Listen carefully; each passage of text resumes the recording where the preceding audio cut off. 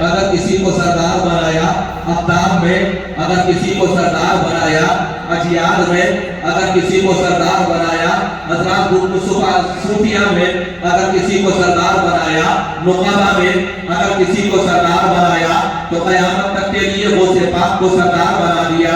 मैंने कहा था अब्दुल कादिर ये तो बताओ, ये मर्तबा मकाम तुम्हें मिला कहाँ से है, ये शान और अज़मत तुम्हें मिली कहाँ से है, ये रुतबा तुम्हें मिला कहाँ से है, ये बुलंदी तुम्हें मिली कहाँ से है। बारगाह गोश्त से जवाब आता है, ऐ नादान तू नहीं जानता, अज़मतें देने वाला अल्लाह है, बुलंदियां देने वाला अल्लाह है, तरक्कियां देने वाला अल्लाह है, ऊंची शान अदा करने वाला अल्लाह है।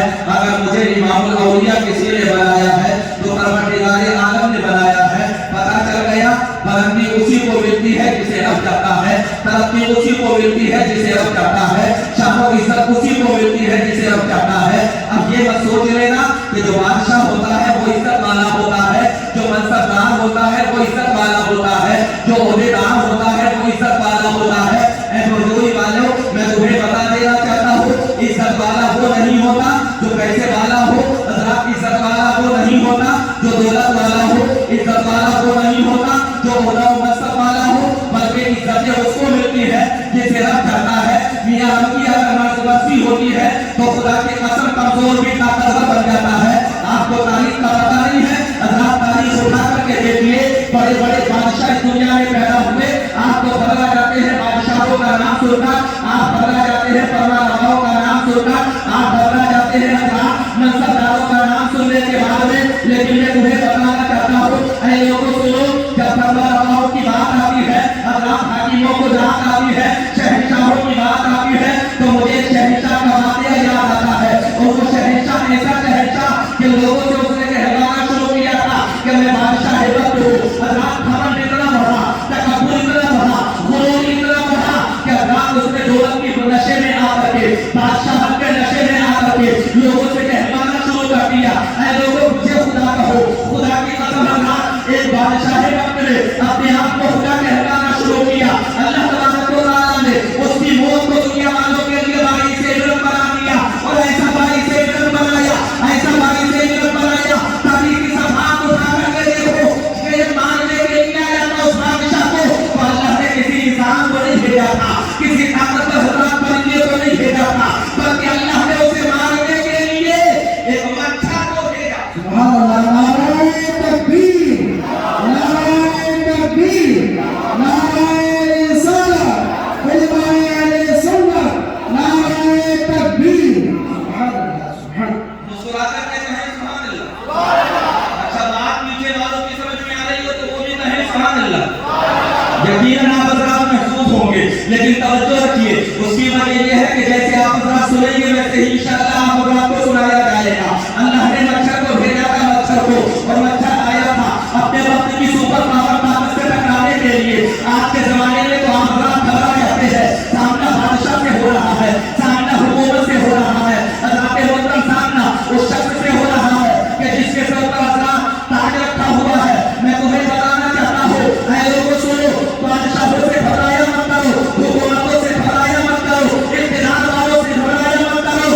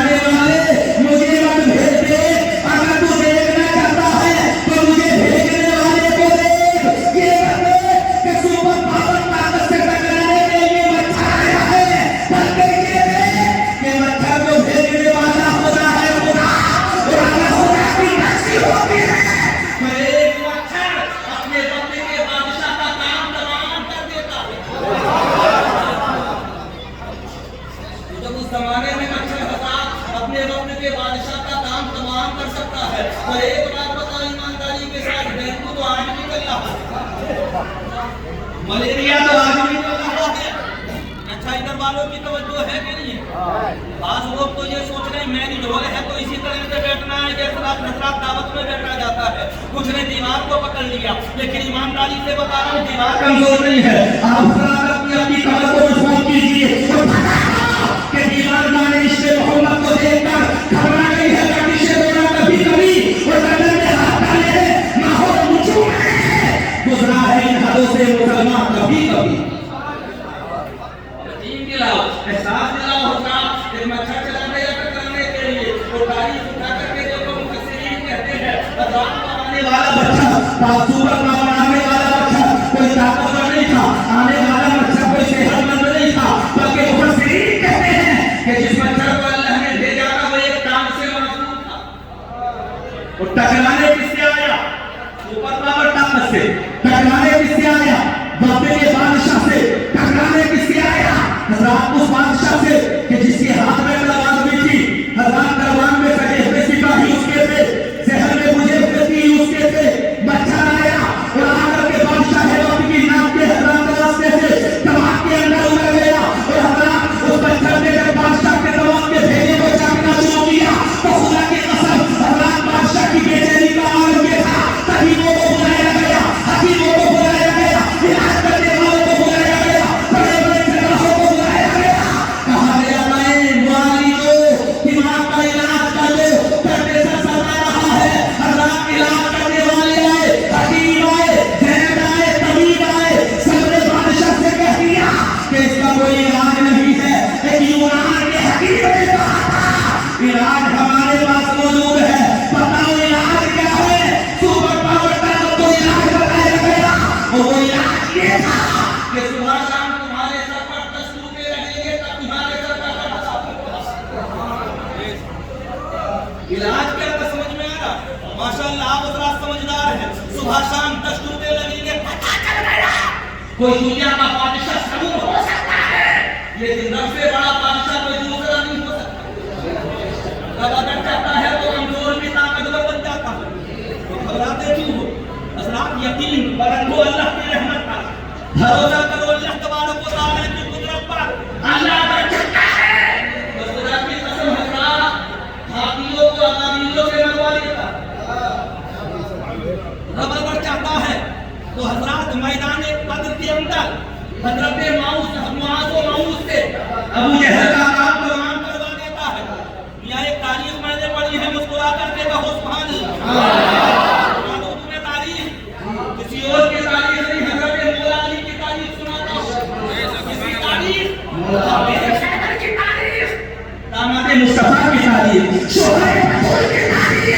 हज़रात वो हज़रत मौला अली कि जिनके बारे में मुस्तफा ने इरशाद फरमाया था कि सिद्दीक का सदाकत में जवाब नहीं है, उमर का सदाकत में जवाब नहीं है, उस्मान का सदाकत में जवाब नहीं है और मौला अली का शुजाअत में जवाब नहीं है।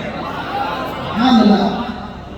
वो हज़रत अली मैदान खंदक और खंदक में मुसलमानों के हालात ये कि हज़रात रोटियों के लाले खाने के लिए ग़िज़ाए पास में नहीं, पेटों पर पत्थर बने हुए हैं मुसलमानों के।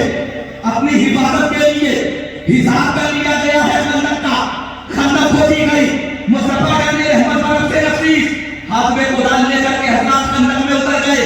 किसी सहाबी ने पूछा था या रसूल अल्लाह आप तो सरदार हैं आका, आज आपके हाथ में भी कुरान नजर आ रही है। मुस्तफा का जवाब सुनो, मुस्तफा ने रहमत इरशाद फरमाते हैं कि आज आमिना का लाल भी तुम्हारे साथ खंदक खोदेगा और दुनिया को बता देगा कि मुस्तफा ने दीन फैलाने के लिए कितनी मेहनत की है।